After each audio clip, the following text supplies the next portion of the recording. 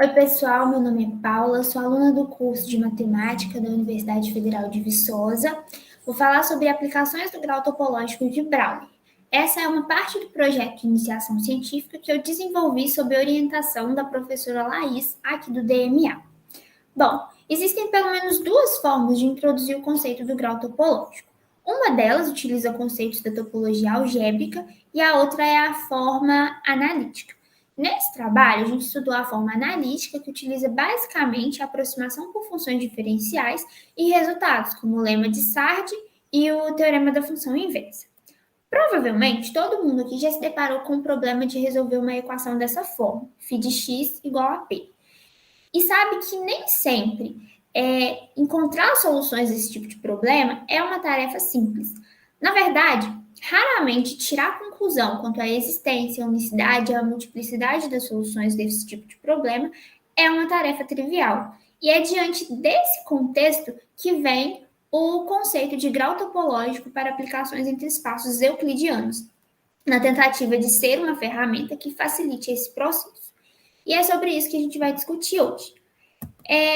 Então, inicialmente, eu vou definir a função grau, que associa cada tripla ordenada φ de P a um número inteiro, denominado grau de φ em P com respeito ao conjunto D, sendo que D é um conjunto aberto limitado do Rn. φ é uma função contínua que vai do fecho de D no Rn e P é um ponto que não pertence à imagem da fronteira de D pela função φ.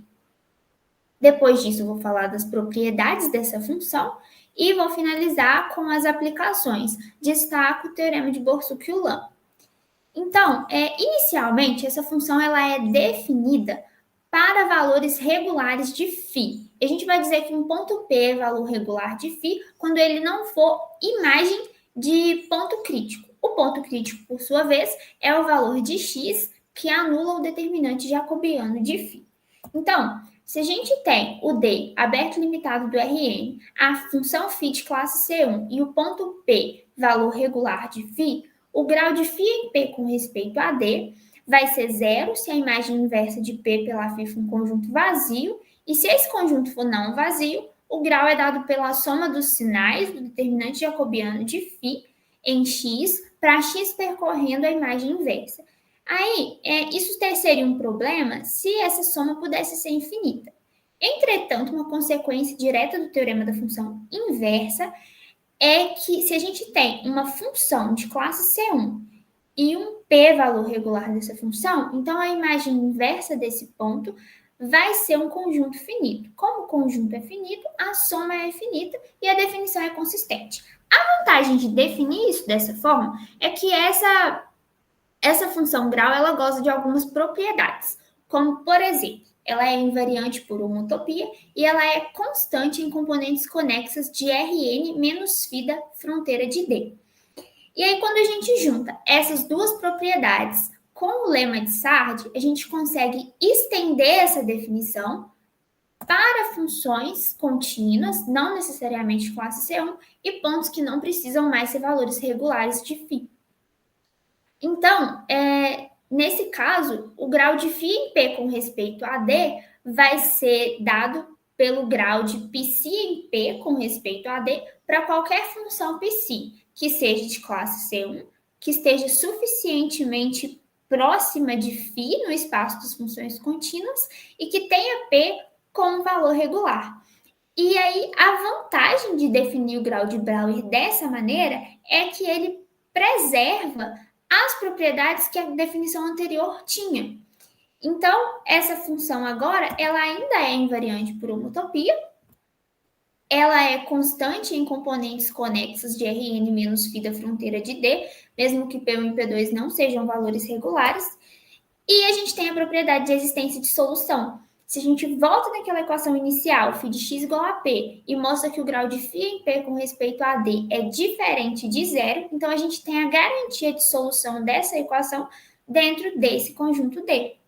E aí, com isso, passo para as aplicações. A primeira aplicação é o teorema de Borsuk, que diz que se eu tenho um conjunto D aberto e limitado e simétrico com respeito à origem, e uma função f ímpar, contínua, tal que 0 não pertence à imagem da fronteira de D pela F, então o grau de F em 0 com respeito a D vai ser ímpar. Eu não vou demonstrar esse resultado porque o objetivo aqui é chamar a atenção para a consequência dele, que é o teorema de Borsuk-Ulam, que diz que se eu tenho um conjunto D nas mesmas condições do teorema de Borsuk e uma função f que vai da fronteira de D no Rm contínua, esse m menor que n, então vai existir um x na fronteira de D, tal que f de x seja igual a f de menos x. E aí, para entender o resultado, pensa, por exemplo, no R3. E imagina que você tem uma esfera e você quer pressionar a sua esfera em um plano. Você pode fazer isso de qualquer forma, desde que faça de forma contínua. O que o teorema de Borsuk-Ulam garante é que, independente da forma que eu decida deformar a minha esfera, eu sempre vou ter, desde que de maneira contínua, eu sempre vou ter um par de pontos em lados opostos exatos da esfera que vão se encontrar depois dessa transformação.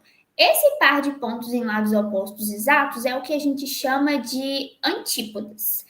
E aí, o exemplo clássico pensa na esfera como sendo a Terra.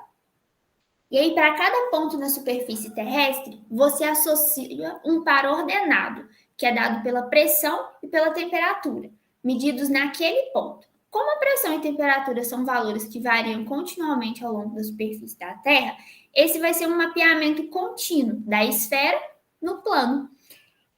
E aí, o fato interessante que o teorema de Borsuk garante para a gente é que, independente das condições climáticas, eu sempre vou ter um par de pontos em lados opostos da Terra, onde a pressão e a temperatura coincidem. A demonstração desse resultado é feita por absurdo, supondo que esse x não existe. E aí, nesse caso, f de x menos f de menos x vai ser diferente de 0 para todo x na fronteira de D. Daí a gente toma a extensão de f, denotada aqui por f barra, que vai do fecho de D no Rm, e define uma função g do fecho de D no Rm, dada por g de x igual a f barra de x menos f barra de menos x. E aí, nesse caso, o x, para qualquer x na fronteira de D, o zero não está no g da fronteira de D. Porque, como na fronteira a minha f coincide com a f barra, eu vou ter que g de x é diferente de zero. E aí agora, como a minha g ela é contínua porque a f é contínua, ela é ímpar pela forma como foi definida, eu estou com todas as condições do teorema de Borsuk. E, portanto, o grau de g em zero com respeito a d é ímpar. Logo, ele é diferente de zero. Agora a gente considera a bola de centro zero e raio R contida em uma mesma componente conexa, de Rn menos g da fronteira de D.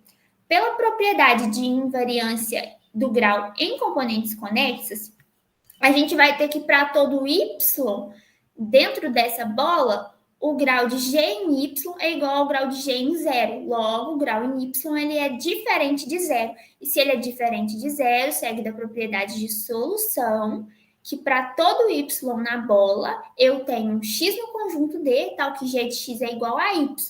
Logo, a minha bola ela está contida na imagem de D pela G. Só que a imagem de D pela G está contida no Rm. E eu peguei a minha bola no Rn, o que é um absurdo, porque a gente estava tomando m menor que n. E esse absurdo vem exatamente de supor que aquele valor de x não existia. Portanto, o teorema está provado, né? Eu deixo aqui as referências do trabalho. E, no mais, agradeço a atenção de vocês. Obrigada.